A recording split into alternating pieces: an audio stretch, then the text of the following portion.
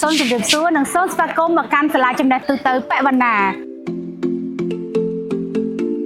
បវេសនការឆ្នាំសិក្សាថ្មីជាមួយនឹងកម្មវិធីសិក្សាថ្មី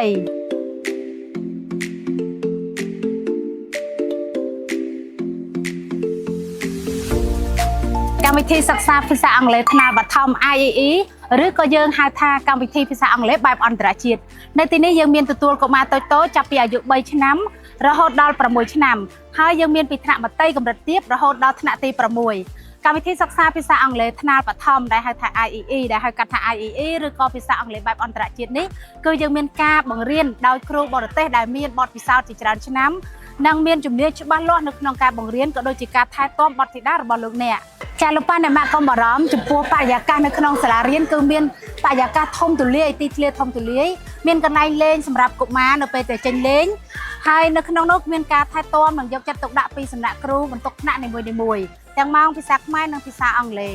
កុមារមានសេរីភាពនៅក្នុងការលេងនិងក្រោមការយកចិត្តទុកដាក់របស់គ្រូនីមួយៗគឺថែរក្សាសុវត្ថិភាពបុត្រធីតារបស់លោកអ្នកមិនឲ្យមានគ្រោះថ្នាក់ឬក៏មានផលលំបាកអ្វីឡើយនេះគឺជាទីធ្លារបស់យើងគឺ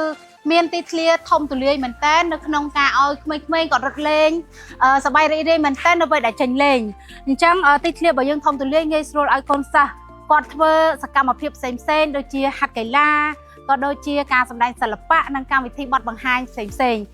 នៅពេលដែលចេញលេងកូនក្មេងអាចមានអារម្មណ៍ថាចង្អៀតរត់លេងប៉ះគ្នាឬក៏មានគ្រោះថ្នាក់អីទេពីព្រោះឆ្នាំសិក្សាថ្មីនេះគឺសាលាបានរៀបចំទីធ្លាក៏ដូចជាទីកន្លែងយ៉ាងច្រើនសម្រាប់ឲ្យកុមារ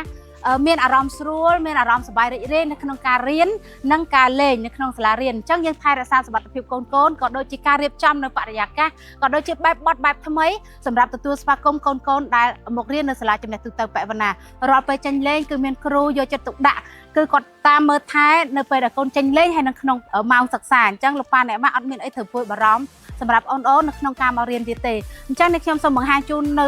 ការបរិយាកាសនៅក្នុងទីធ្លាសាលារបស់យើងតែម្ដងនៅខាងក្រោយរបស់នាងខ្ញុំនេះគឺជាទីវាលមួយដែលថាយើងរៀបចំសម្រាប់បងប្អូននៅក្នុងការរត់លេងហើយនៅតាម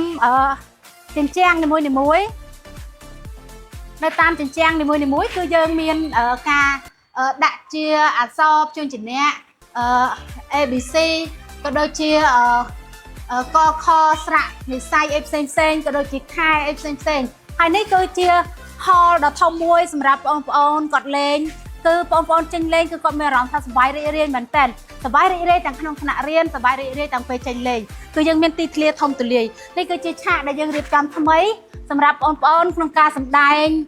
កម្មវិធីផ្សេងក៏ដូចជាកម្មវិធីទទួលសញ្ញាបត្រផ្សេងនេះគឺជាកម្មវិធីសិក្សាបឋមផ្នែកភាសាអង់គ្លេសដែលយើងហៅថា IEE ឬក៏កម្មវិធីសិក្សាភាសាអង់គ្លេសបែបអន្តរជាតិ